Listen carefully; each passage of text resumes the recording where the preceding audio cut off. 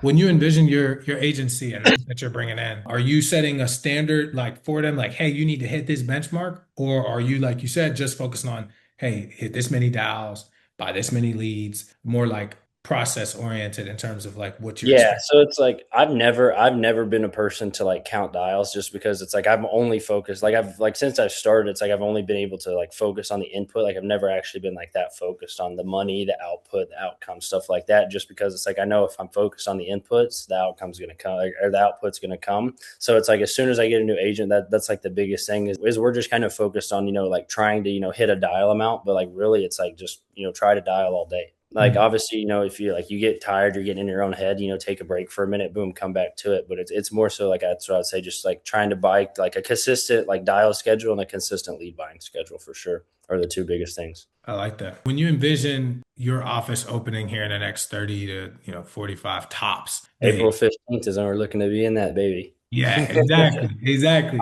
Every morning I wake up, I'm like, damn, is it April?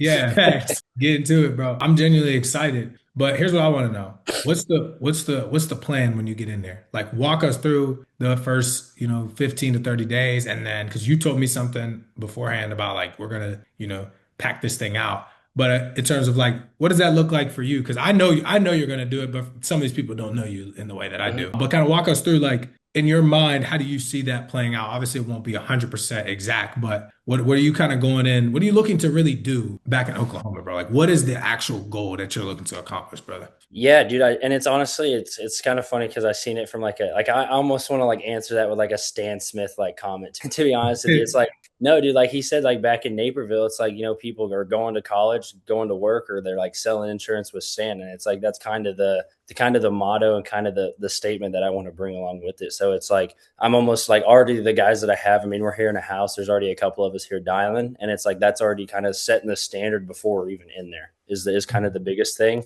to where it's like we're going out in public right now and it's like we're just spreading like almost like spreading the word. Obviously, like not many people probably know yet, but it's like once we get it, it's like we're gonna be marketing and it's gonna be everywhere. You know what I mean? Like people are gonna know we're here. Yeah, dude, I just think something it gives me chills when I think about it because I know like I didn't grow I grew up in a smaller city, but my dad grew up in a smaller like town and I think about like what if, younger people came in were driving nice cars and they're in our 20s and low 30s and making good money and people saw that even if they didn't necessarily love what it is that they're doing, right? They know It's that gonna like catch, it's they catch their eye. You know what I mean? It's exactly. like, bro, like there's, and it sounds weird, bro. It's like there's not a lot of like young people in Oklahoma that make money. Like there's not. It's like being out in Tampa for the last 2 years. It's almost like I just got used to it. You know what I mean? Like you're sitting there at a light, and it's like a dude your age pulls up and he's driving a Lambo, or and not even like maybe a Lambo, but just a nice car. And it's like you can tell like he pays for it himself and he does something, but it's like